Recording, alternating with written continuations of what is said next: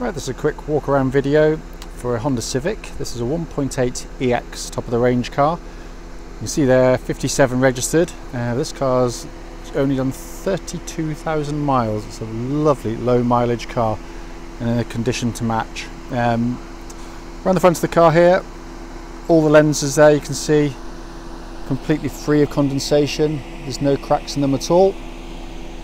Stone chipping on the front is an absolute, there's hardly one there to be seen, to be honest with you. It's unfortunately it is wet today, not by intention or design, it's just what comes out of the sky. But it's very, very clean and crisp on the front there. Tyre on the front, got a Michelin there, it's got a good tread on it.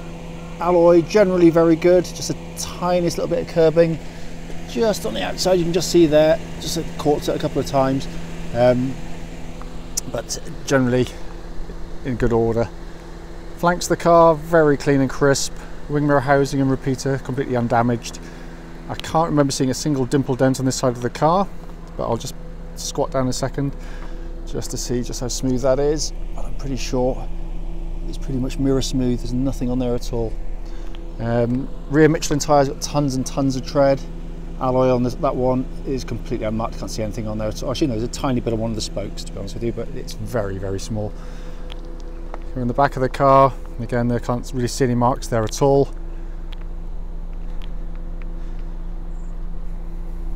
Again, bumper corners are all very good indeed.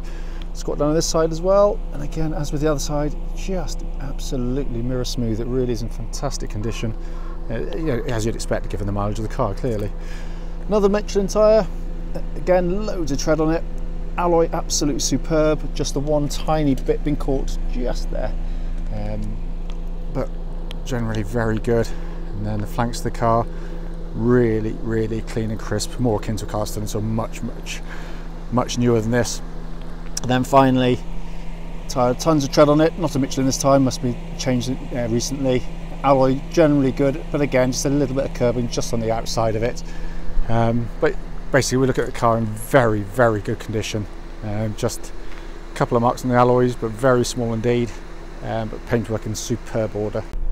Right, coming to the boot area of the car here now. You can see there the I can't remember what it's called. One of these things.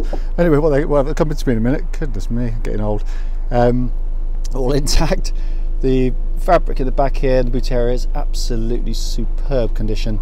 It really is. It's very, very nice. You've got a luggage net comes with this particular one as well. A 60/40 fold on the rear seats, and your power outlets up there as well. Underneath here is normally a hidden recess, but someone's paid extra in this car, and they've paid to have a Honda fitted spare wheel fitted to the car as well. So that's all good. Coming into the back, rear door card, lovely condition. Back of the rear seats, almost like new, no skags or marks on those at all. And door card on that side, again, in fantastic order as well. Just to show, I've got these seats actually in the upright position. This is what they call the magic seats. Really clever design. Then allows you this huge amount of extra stowage, very secure stowage in the car.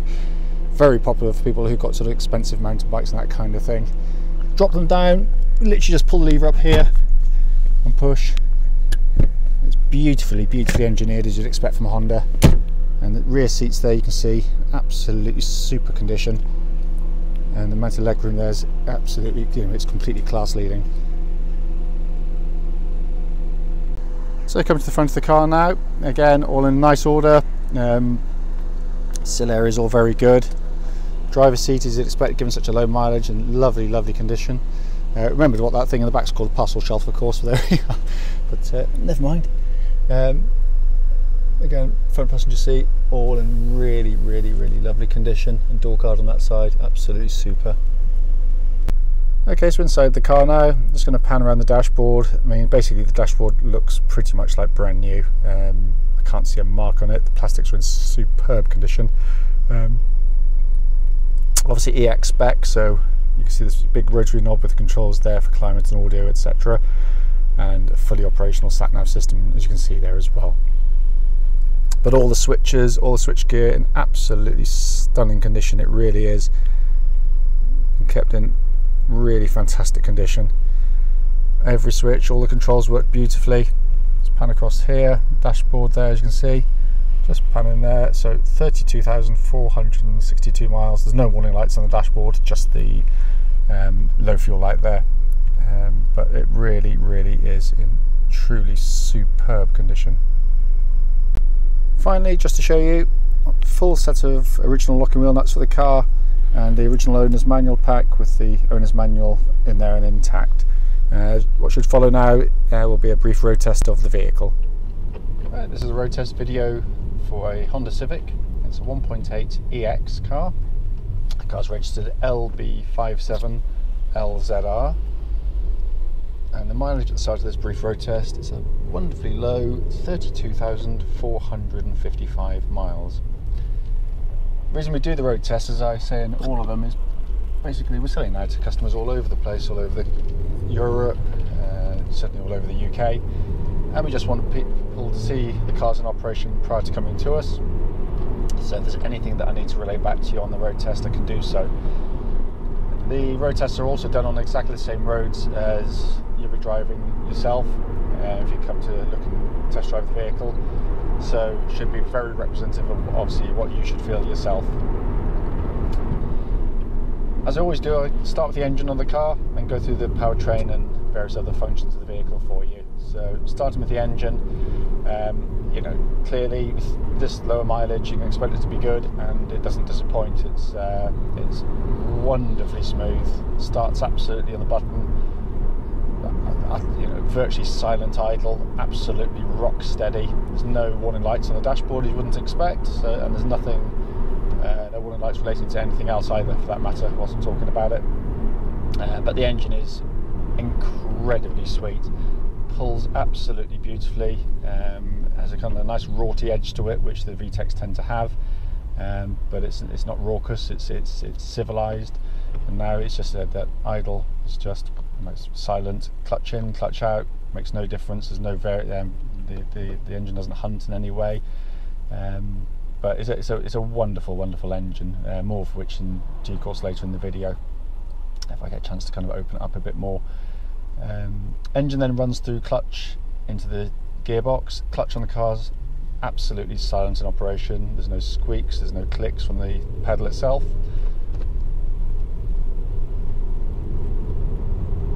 And the bike point is exactly, so I'm just checking it, the bike point is exactly where it wants to be on the car. Again, with such a low mileage, I wouldn't expect it to be anything other than spot on, and it is absolutely perfect. But the actual actuation is, you know, as if the car was brand new. Then go on to the gearbox, 6-speed gearbox, and a object lesson to other manufacturers on exactly how to get a gearbox right when it's cable operated. Brilliant actuation.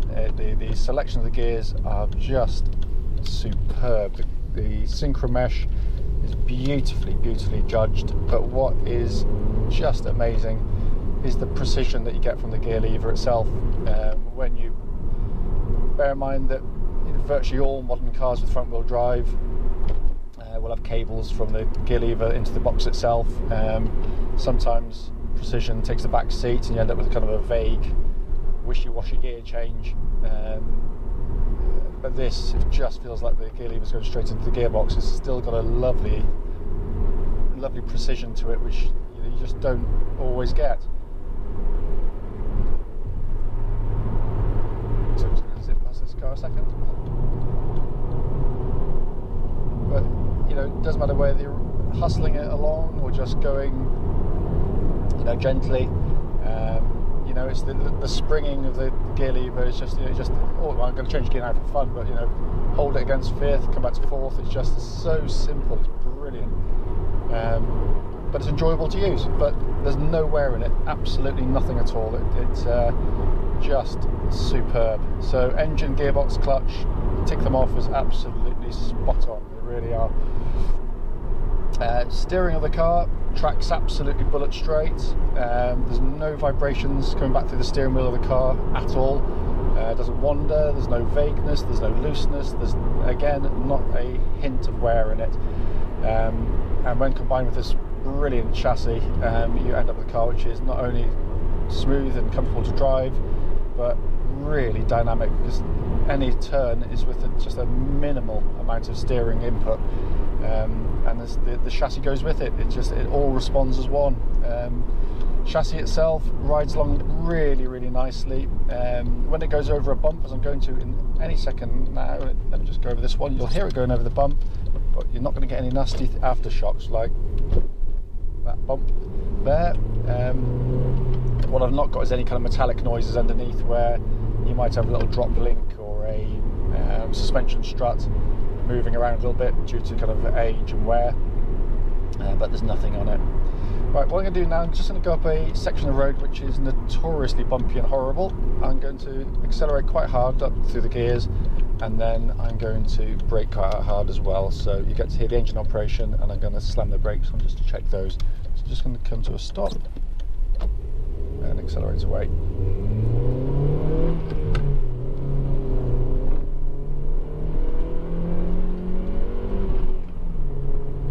And now just hit the brakes.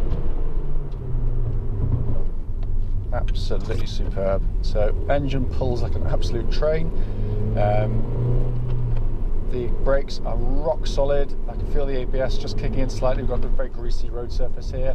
The pedal is absolutely perfect. There's no pulsing, there's no grinding, vibrations or otherwise. Obviously we check it all underneath anyway, but this is just a physical feel. And on this bumpy road, the car rides along absolutely superbly as well. Also, as I drive along at speed, I'm listening out for wind noise that shouldn't really be there. By that I mean, if someone accidentally skags a seal on a door, or you get a windscreen that's badly fitted, you might end up with a bit of wind hiss, which can be quite annoying. But it's very, very quiet in here, as I'd expect it to be. There's virtually no wind noise at all. Right, I'm just going to get up to speed now, and I'm trying to check the cruise control function's working right. So press the main one and set. That's perfect. Slow it down on the cruise control, which is now coming down on the speedo there, and come to a stop, and then accelerate using it again, and it's absolutely spot on, so it works absolutely fine. Generally always does. I don't know why I check it, but it's just nice to see it in operation. That brings me to the interior of the car. I tend to eulogise about these and go on about them, and I never ever tire of them. Looking at the dashboard here, it just looks new. It's got that real nice sheen about it. There's virtually no wear in here at all. All the plastics are very, very well put together. There's not even a hint of a squeak or a shudder from the car. Just feels just like driving one off of the production line. It's that good, and that might be cliched, but it genuinely is the case here. So EX specification, big high-up sat-nav system working absolutely perfectly. Climate control system down here, and radio and CD, all dead simple and easy to use.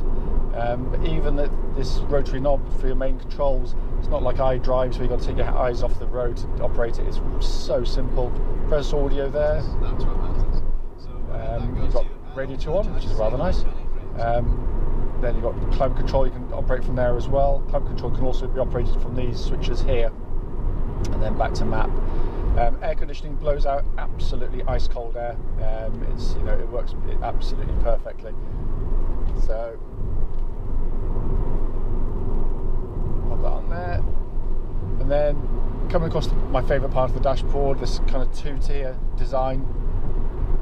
Basically, as I'm looking at the car in front, out the corner of my eye, I can clearly see the speed I'm doing, 51, 52 miles an hour now, and I've got to slow down. But it enables me to be able to look at that car in front, but not take my eyes off the road as I'm driving along, and that is a fantastic system. The speed is the information the vast majority of us take on board most of the time, and Honda put it in a brilliant position there. To the left of that, you've got a little rev indicator and the econometer gauge there as well, to tell you being a good chap or girl and driving economically. Down below, we've got a more conventional binnacle, albeit with a big dominating rev counter and this kind of floating information display in the middle of that, which can be controlled from the button on the steering wheel. gives you things like kind of MPG and, you know, if someone's left their seatbelt off, that kind of stuff. To the left and right of that, we've got the fuel gauge and the temperature gauge. Temperature gauge is exactly where it should be on the car, which is a third of the way up, which is where it operates on Hondas, hot, cold, or otherwise. That's exactly where it should be. But what's very hard to get over on the video is just how nice the condition of the car is and just how nicely it drives. It really, really just feels rock solid and as tight as a drum. You know, I do these videos, we try and buy as a company as many kind of low mileage, you know, slightly quirky ones, and you know, we don't want just run of the mill, but you know, even the Hondas, we want to have something a little bit different. And you know, the mileage was and the condition is what set this one apart. And it does drive absolutely beautifully. It really, really does. You know, I do try and find fault with them, and on my previous videos, you know, if there's an issue with the car, I mention it straight away. But there's nothing on this vehicle at all that, you know, would concern anybody.